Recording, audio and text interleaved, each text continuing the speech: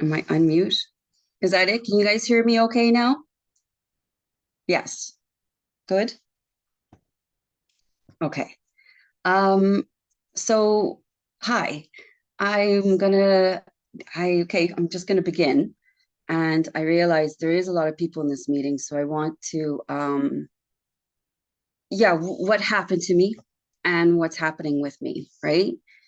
Um, oh my God. So here we go. My parents are originally from Ireland, and I live in Ireland now. And when they were in their 20s, they took a gamble and flew and immigrated to Canada. And they decided that they were going to stick.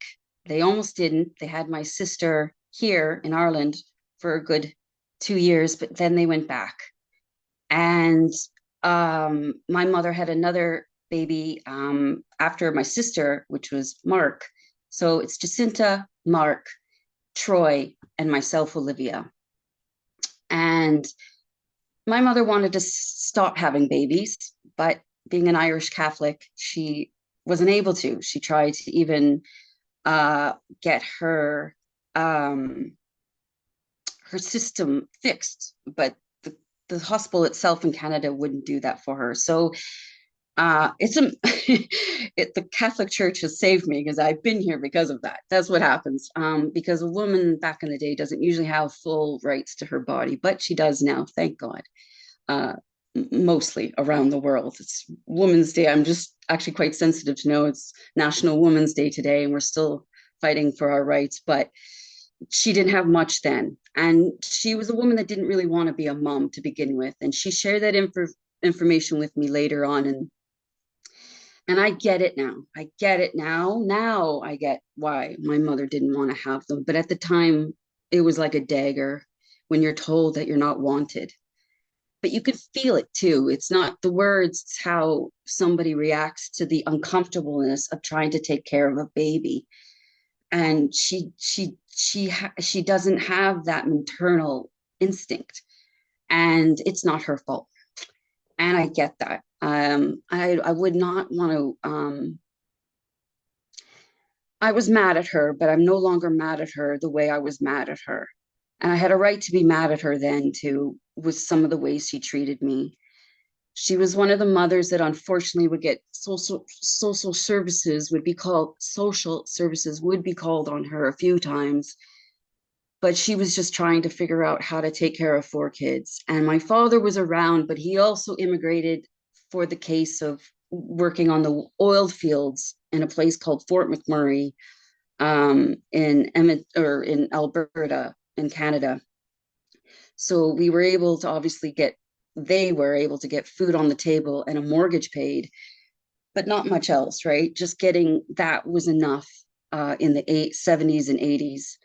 And we were a little bit feral. I mean, it took a village, as they say, and I was a bouncer. I would bounce around houses and show up or stay late after school and have meals at a lot of other people's places. And that was okay. That seemed okay. And I would recognize other dysfunctions in other homes.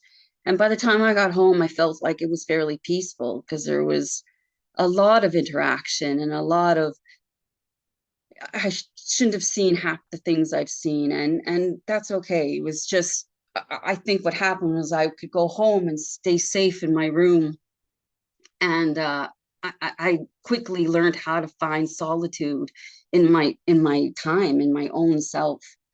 Um, I had lots of good tools. My brother and I both had really good tools that might seem really kind of obsessive or upsetting to people, like banging our heads against couches and rocking back and forth and rolling up into blankets and putting heavy compression on our chests. And Troy and I, my brother, would talk about these things later as we were having a few drinks when we were much later. But back then, they were tools. They were tools for us to kind of like soothe ourselves. And we weren't great in school. And he himself had to be put back two grades. And that unfortunately led him to my grade. And then that led him to be very, very frustrated. So he had a tendency to kick the shit out of me a lot. And I know we all know, like, yeah, that's normal. Brothers and sisters, they kick the shit out, but I never won a fight. And he was a torturous brother. He would just come into rooms and slap faces and then walk out again. He would do that for years, and I wouldn't invite friends over because he would lock us, and he was just tormented. And he carried that over into my life. And so I'm a bit, jumpy and dodgy a lot of the time because of that reason. And that's okay. Pete Walker has taught me a lot about why I react the way I do now. And then as I got a little older, things happened outside of in the neighborhood, not so much in the home. My parents were big partiers. They had a lot of people over that did a lot of, light touching and groping. But the major touching and groping was definitely outside the house. Unfortunately, that shaped me. I'm not going to go into a big detail about that. There's unfortunately a lot of detail, uh, but I've had a lot of one-on-one listening when it comes to that kind of therapy. Um, but there are just I learned very quickly there's nasty people out there that do nasty things to little girls. And I still had probably quite a bit of naivety to me that didn't think that was the case. But again, learning that I was a big freezer and fawner did help me. I know those skills are still with me today that get me out of situations. And I would think those situations were my fault for a very long time. I no longer think those are my fault, but it took me a long time. I did a lot of drinking on that. That also was a tool until it wasn't anymore. Um, I think that's what it was, is just the gathering of how to survive in a, middle class, suburban, sometimes it's freezing cold for 6 months and sometimes it's boiling hot in an environment with going to school, and you knew you were just like the geeky person that didn't have nice clothes and it wasn't a smart kid. I did okay, like with playing sports. I loved Irish dancing. I got a lot of attention. That's probably why my mom has utilized me for so many years to, come upstairs, come downstairs, come show off, what you do, what we pay you to do. Like, we brought you lessons, get out of bed late at night, go dance for our friends, get money. I got lots of money. I got lots of sweets from it. In a kid's eye, that didn't seem so abusive. That seemed very beneficial. So I would work that. My personality was developed on being like a showman. I could be that mascot for the family. And I got jealousy was all over that. I get my ass kicked the next day for it and made fun of, and that's okay. Well, it's not okay, but it was the way I knew. Um, where do I go from here? Yeah. So kind of a sob story, but it is my story. It's just what happens when you're a little kid trying to figure stuff out, and secrets are now being developed because of the things that happened outside of the house. And I even remember the day that, like, I came home from something very extreme and I wanted to take a shower badly in the middle of the day. And my dad looked at me like, "What are you taking a shower for?" And I was like, have to, I just knew then at 12 years old, there was a split. I couldn't even trust my dad to just say what just happened to me. And I still actually can't. And there's grief in that. And it's okay that my dad can't hold that for me anymore. I thought he could. And for many years, I thought I could just hand it over to my parents and say, guess what has happened to me, you guys? You need to know these things. But I've made attempts over the years as an adult, and it just never landed the way I needed. So I've gone out and have told these stories to trusted people, usually one-on-ones. And I recently, I just want to say, because it's now been 3 months exactly since I lost a very good friend.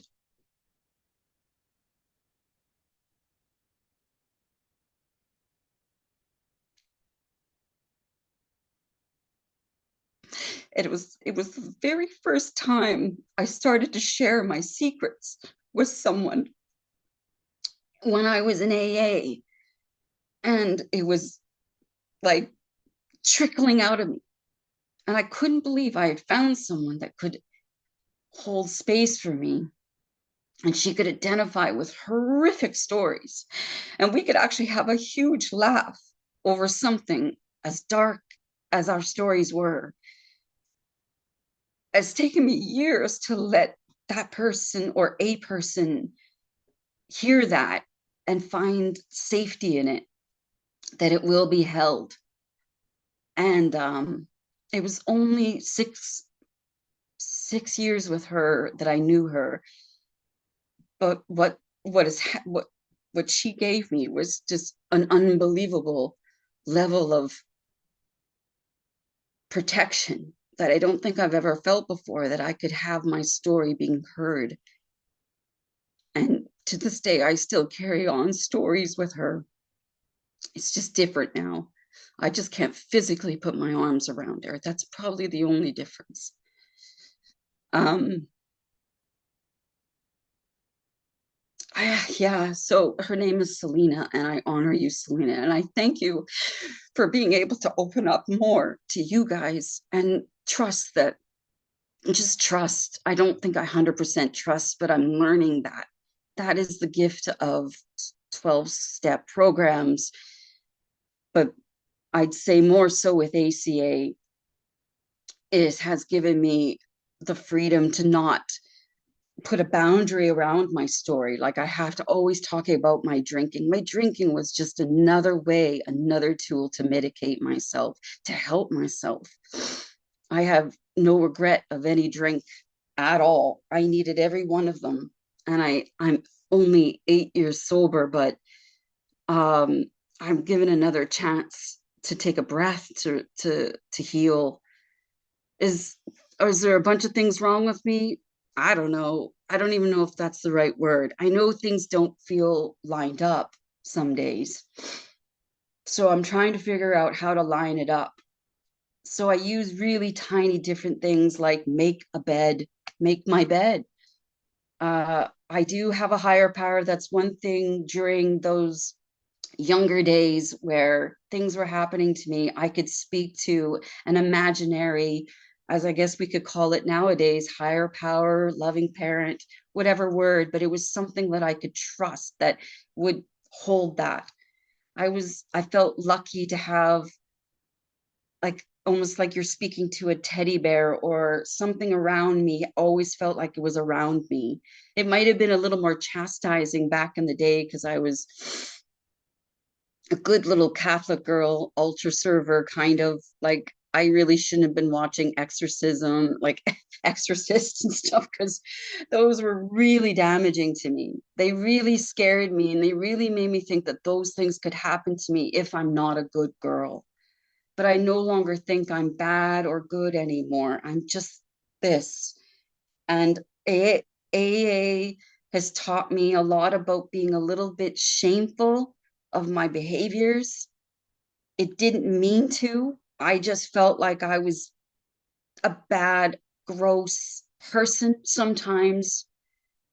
Um, but I do think, thank God, I think ACA has pulled me out of that and said, no, no, no, no, no, no. It's nobody's fault. There's nobody to blame. These are initiations that have happened in your life that are now used as medicine. Now, it's taken me a long time to actually agree with that part of my life being something that kind of could be used. It wasn't supposed to happen, but because it has happened, I can use it to help other people. And I do. I just have noticed I can become a better listener. I don't have to talk to people, I can just listen to them. And even just extending a little bit of service, just to, you know, reach out or host or anything that comes to like actually paying attention to people and looking into their eyes and being able to just focus on their story has, it's, that's where I've healed the most, is that somebody has said something exactly the way I feel, and I get freaked out by the identification of it. And it's to you guys that have done that.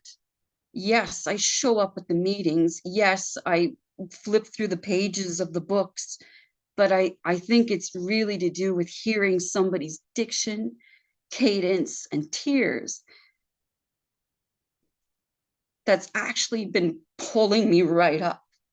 And what's happening to me today is I can step out of a conversation with my mom or my dad, and I can be a witness to it and not get dragged into it. I can find that loving parent that's saying, it's okay, it's okay. Somebody here in this room used to say, he just, and I, because I say he's, because I thought, look at this masculine energy, this guy that's telling himself that he loves himself, and he puts his hand on his heart and says, I love you. And he names his name. And he's taught me, he's, and I kind of got uncomfortable when I first saw him do that, because I'm like, who would be so vulnerable? Why would this guy do that in front of all these people? I do that all the time now because that guy showed his vulnerability. Such a simple gesture, but it works. It doesn't work every day and it doesn't work all the time, but every now and again, I can sense that part of me that's starting to actually love myself. And, you know, that might have got ripped away. It might have been disassociated. I might go back into a flashback. I might lose myself. But at least now I know I can come back to myself. And it could just be a couple of seconds, you know, but fuck it. It's better than nothing. It's better than the way I used to just completely lose it. Food, Netflix, anything just to get out of myself. I know what solitude feels like now. It's not loneliness, but it's pretty close.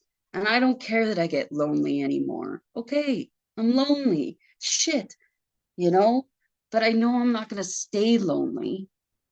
And yeah, I guess, you know, I've only felt more comfortable the smaller the groups are. This is beyond intimidating, but I don't care. I just keep pretending that there's 4 people in this room. And then it works, right? Like it's just part of the feeling that if I just show up and try to be as honest, and I'm not all the time. I know I'm not. I'm gonna like, oh, just go this, don't say all of that. Just, you know, skip over that part, because that's the part that my inner critic has to protect. That's its job. Protect and safety. Inner critic, like, don't do that, don't say that, go safe, don't talk, don't trust, don't feel. And it's doing its job. And every now and again, I can feel like I can shake the hand of my inner critic with something that's more kinder and loving. Every now and again, I can hear both of them at the same time in my head. And I was only taught that through doing a small group of the loving parent. And gosh, we've been doing it for a long time, and I think we're on page 50. Like it's we're trudging through it because there's so much to share with each other. There's so much to be talked about that I don't know. I'm glad that I've been able to just um say yes when I really always want to say no. No just feels safe and it is okay. But yes is courage. Yes is like, okay, I'll join you guys. Hi, I'll say hello to people. Or it that that's about as scary as it gets for me. Because if somebody starts caring for me, then that means I have to start caring for you. And I don't think I know how to do that well enough. I've only watched my parents scramble around trying to do that. I've only watched my brother or sister, and my other brother, nobody talks to him, whole other story. It's not there. He's not available. we don't make ourselves available to him. It is dysfunction. It is, but it is what it is. I have probably had 7 great conversations with my sister. I probably had 6 great conversations with my brother. We don't talk. No one knows each other in my family. And I tried to tease it out of my other brother one letter ago, the one that no one talks to.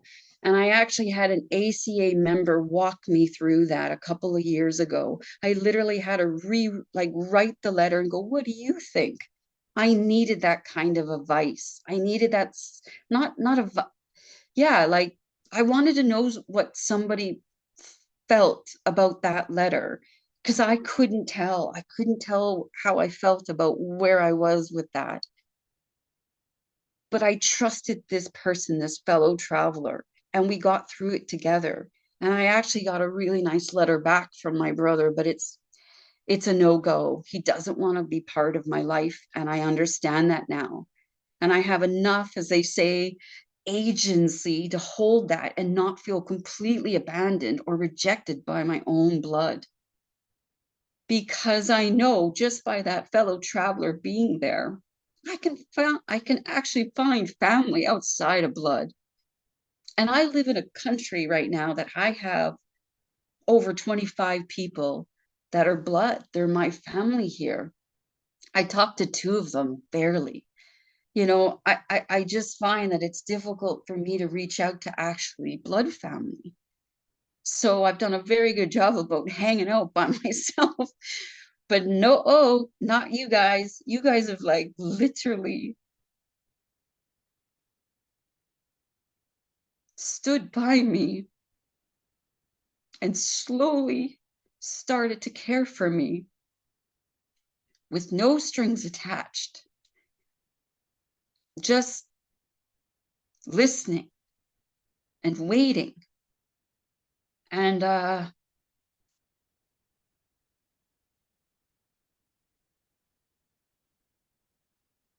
yeah, that's what's happening. That's what's happening right now. Now, of course, the inner critic just comes in and goes, yeah, but what about the people that like you had to put boundaries up? What about the people that you had to say no to? What about the people that, yeah, I had to learn to go, this feels uncomfortable to be talking to that person now. Oh, I don't know if I can, that's going to come up too. And that was really uncomfortable because of the confrontation, or I had to like ghost them. I had to handle it in a real human way. I wasn't comfortable with that person. I don't know what to say. It's not you, it's me. All these rejecting feelings, but I think what I'm trying to do is chisel out my instincts. I'm trying to figure out where my intuition fails me and helps me. And I'm in the middle of something in between. I don't know, because I sometimes I think, because of a lot of things happening to me, and I still might have that spell that's casted on me, that it's my fault. Like I have a mark on my head, like somebody is going to hurt me. So it's a bit of a dance to really just be fully trusting of all people, because you can't. Some people are out, they have an agenda, they don't know either. Sometimes they're unconscious and I'm unconscious and we're both unconscious, and we don't know whether we're playing out some role or if we're really being genuine with each other. So I've had to navigate that as well through these groups. AA, I don't even go to one group at all. I had to navigate that there was a guy that just was too creepy, and that happens, you know, or a person. It doesn't have to be a guy, it just be a person that you're like, that guy I cannot change. I have to be the one that takes the courage and have the wisdom to know the difference and get myself out of that situation. He won't change. He wants to keep touching and groping. That's his deal. I have to go. I don't want to be doing that anymore. I still stood up to him and I still asked him not to do it, but it still didn't change. And that's a big fucking deal to me. That's a big deal for a woman, a little girl that has had many hands on her many times over. And for the very first time, she's basically going, no, you know, And I had to call the authorities at one point here in Ireland, but it was like I was calling the authorities for many little girls over and over and over again. And it had to happen. And it was one of the best experiences, even though I was afraid. I actually thought authority was going to help me for the very first time. Um, it worked. It was the first time I felt like a police officer could help me. And um, anyway, that was just a big deal too. That was, I overcome that.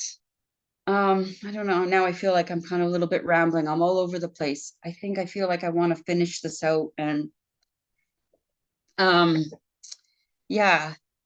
So I guess what I'm trying to say is I kept trying to bump into the right people and go to the right smaller spaces and places so I could share my story. And I think it's working. It is working. Of course it's working because I'm here and I can feel like it's working. I'm able to have a little bit of a relationship with my parents, even though my mom will probably always just, I don't know.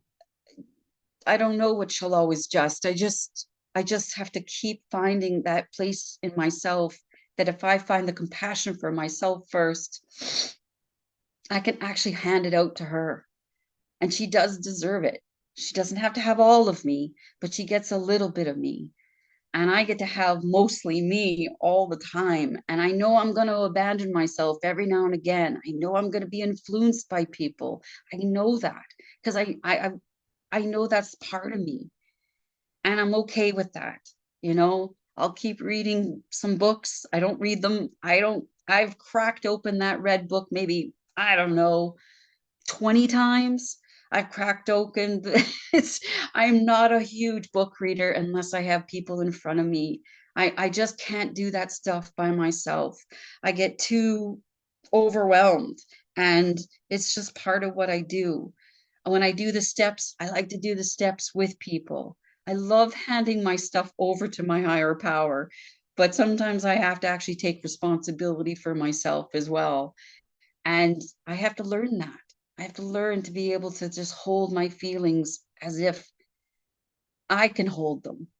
And if I need to share them with people, I can share them with people. And I can actually just trust that I am healing. That's it. I just want to be able to know that that is coming, and it has come. And I have hope for that. I can feel it coming like inside of myself. I can feel that there's a place that I'm not going to just be left. And even if it feels like I'm being left by another human being, I'm not going to leave myself anymore. And I don't know. It's like, it just feels like strength. And that's what they talk about when you talk about your experience, strength, and hope. That's really what it feels like. And it's oh my God, it's going to sound cheesy, but it's love. Like I'm loving myself. I'm learning to love myself. Yeah. And that's it. I'm going to end it there. That seems appropriate.